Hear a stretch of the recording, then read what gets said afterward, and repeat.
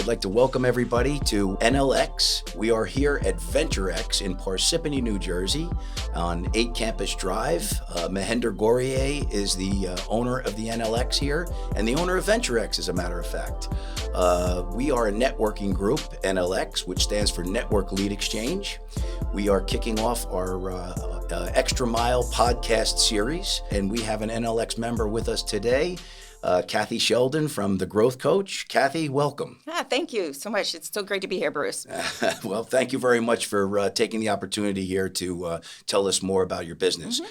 The whole object of this podcast is to help businesses in many different ways, okay? Because everybody that joins Network Lead Exchange is a business owner, an entrepreneur, and they offer their services, to the members, okay, of the organization, as well as the extended referrals that they get, okay? So we're one big team of individuals that are looking to help businesses.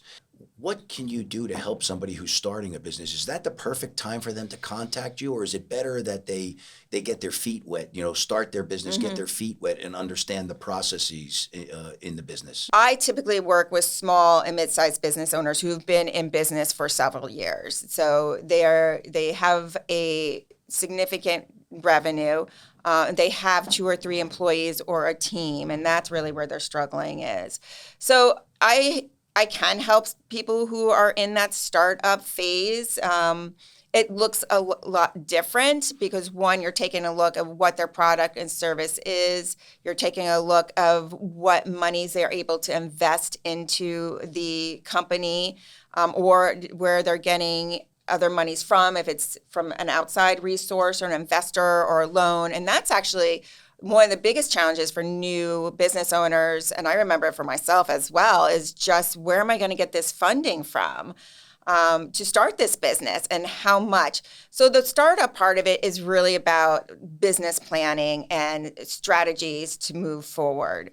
Which I actually do enjoy doing. I like business planning, but I have no problem helping those in startup. But again, sometimes it's even just looking at what they want to do, their idea, their dream, and even making sure that they can make that a reality. Is this the best product or service or idea to move forward with? That being said, we haven't talked about it yet, but what strategies would you help businesses deploy with regards to helping them? Mm-hmm. It really depends on where that business owner is at. Oftentimes, one of the biggest strategies is understanding and you should know about this really well, is understanding their marketing strategy. Many business owners, that's where they tend to have a block, is the sales and the marketing. They don't like it. I'll tell you the truth, I don't like doing the marketing piece of it. So it's really, one, do they have the funds or the monies to either outsource that if that's something they really, really don't like? Or is that something that they can build a skill at and start to do themselves, at least initially, while they're getting the ground rolling? But that's one of the strategies. The other piece of it is also, again, as I mentioned before, is just having that mindset as a business owner, being your CEO of your business as opposed to being the employee still in your business. So that might be another strategy you're working with initially also, is just them understanding that they are the CEO of their business and looking at their employees. And that's another part of it, is also looking at their employees or their teams. It's about performance management. How well are your teams performing? How well are they working together? One of the things I do with leaders or CEOs and with teams are what are called DISC assessments, and their personality assessments. In some regard, however, really what it is, it's a communication tool. Yes, it will kind of say in a nutshell, what your personality is like, but it really is a great tool to use with leaders and their teams in terms of how to communicate with different personalities. So those are just a few of the things that I can do as a business coach with businesses. Talk about that. You piqued my interest with that DISC evaluation, because a lot of people that I know that are entrepreneurs are very strong-willed, okay? And their mindset is such, and some of them are very successful. However, Do you find that they don't agree with I mean, number one, is the disc assessment 100% accurate all the time, or are there areas that you can make changes to? And secondly, does the entrepreneur agree with the outcome of the disc assessment? I think sometimes they're actually really surprised about the DISC assessment. I believe that oftentimes people, our business owner, think they maybe, and without going into too much of what the DISC is, they feel like they have these particular traits that will make them successful business owners, but then the DISC comes back and it says something different. Those strong-willed business owners who can make really quick decisions, which we actually call high Ds, they actually tend to be a lower percentage of business owners than what you would think. Most of the time, just in general, in the general population, this is also true of a lot of business owners, they rather, again, feel comfortable kind of just being in a stable place. One of the nice things is about this, like what you just mentioned, is it gives you a snapshot of where you are at this particular time.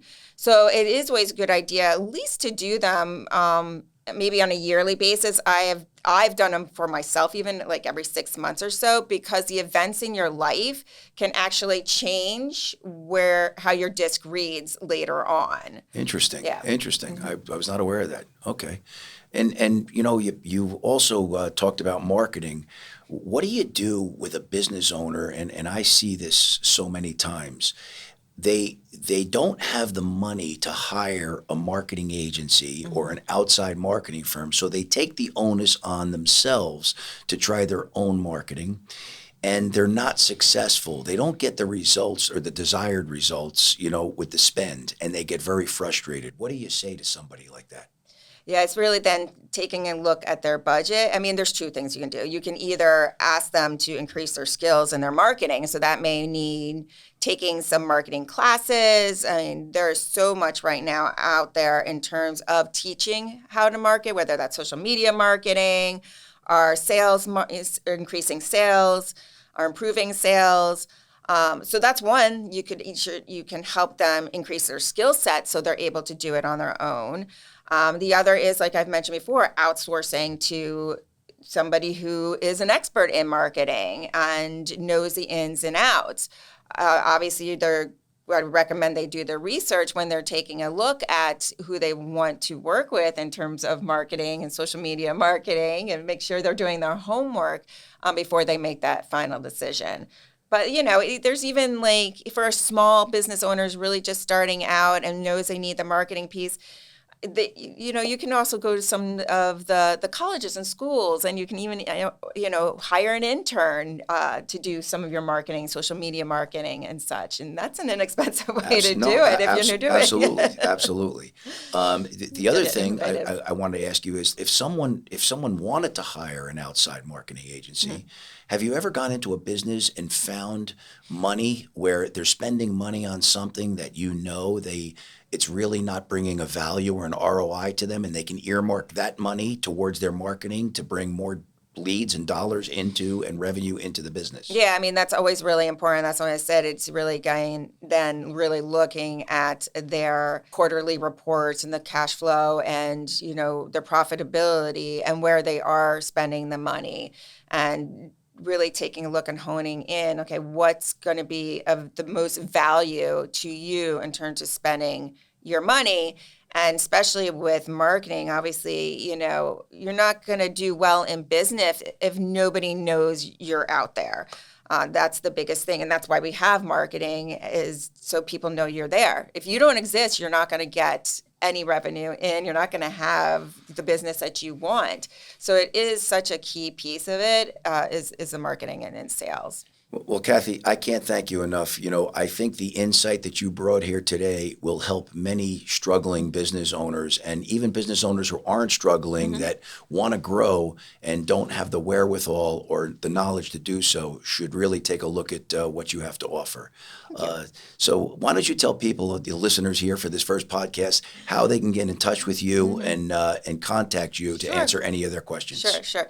They can reach me through email at ksheldon@thegrowthcoach.com.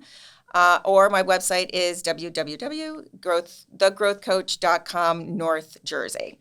So those are two ways to get hold of me. Terrific. Okay. Well, I want to thank you again. I want to thank Venture X. I want to thank Mahender. And I want to thank NLX Network Lead Exchange. Okay. And thank you for your insight today, Kathy. Really appreciate it. Yeah, it's been a pleasure. All right. Thank you. Yeah. Have a nice day.